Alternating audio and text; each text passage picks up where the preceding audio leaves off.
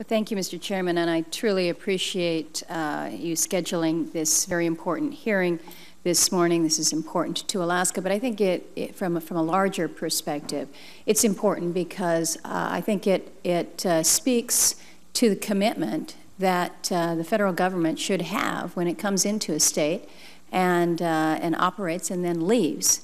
I think we all assume that there is a responsibility to be a, quote, responsible operator. And in this instance, I think we have seen some failures here, so the opportunity to speak to that and to what the potential solutions are, I think, is important. I'd like to take a moment and thank our witnesses that are here today. We have the BLM Alaska Director, Mr. Bud Cripley. We have from the state legislature, our Representative Charisse Mollett.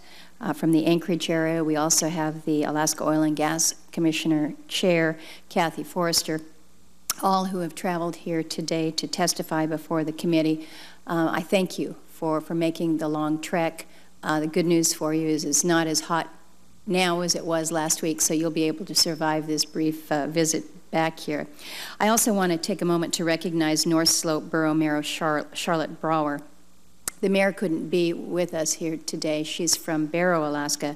But this is, of course, a very important issue to Mayor Brower and the folks in the North Slope Borough. The mayor had asked that I read a very brief statement into the record on her behalf.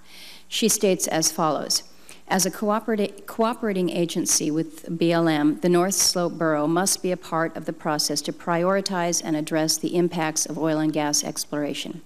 Just a few months ago, I was in Washington, D.C., and met with then-Director Abbey and raised our issues of concern with this process of cleaning up the legacy wells left behind after the Navy and USGS exploration process.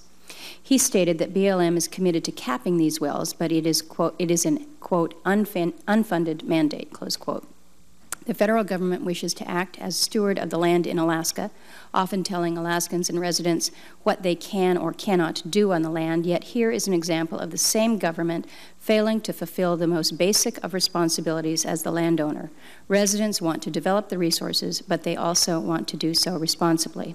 The residents of the NPRA and the North Slope Borough that rely on the planning area for subsistence must be assured that they are not exposed to harmful levels of oil development-associated contaminants and that they will be protected against a range of contaminant-associated disorders.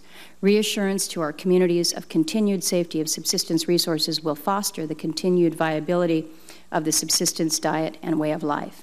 It will also reinforce our common goal of environmentally responsible development of the oil and gas resources in the area. This we can do by working together, and that's the comment from Mayor Brower. Mr. Cripley, I really do appreciate you taking the time to come here today, but I also recognize that you get it, you understand the situation and the problem in Alaska. It probably would have been more cost effective for us if we had had some of the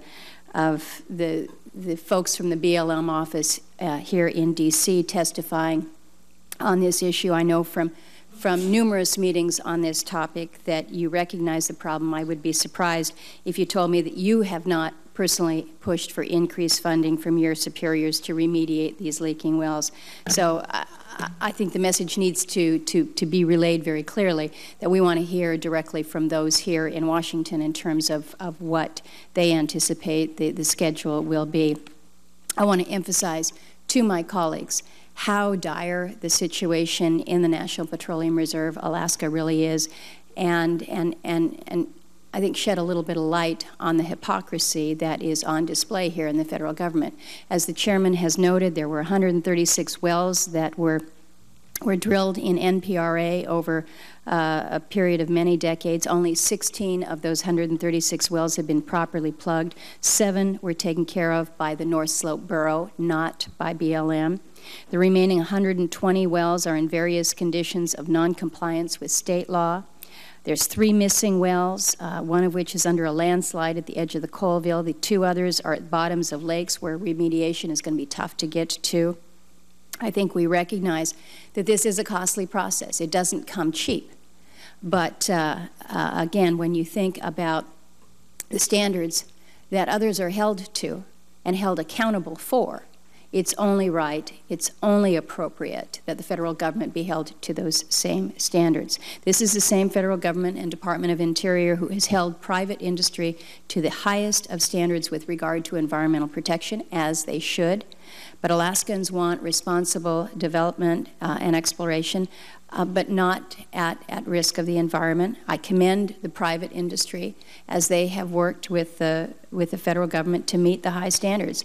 But the question really has to be asked, why then should the federal government not have to live up to those same standards? When you couple this failure in the NPRA with other broken promises by the federal government to Alaskans, I think it really pushes, it strains the relationship that Alaskans have with our own government.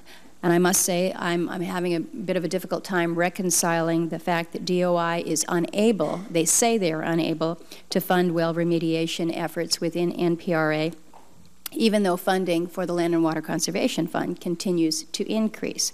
Not only does each land management agency have staggering maintenance backlogs, but Interior as a whole, I think, has more pressing needs than purchasing additional land.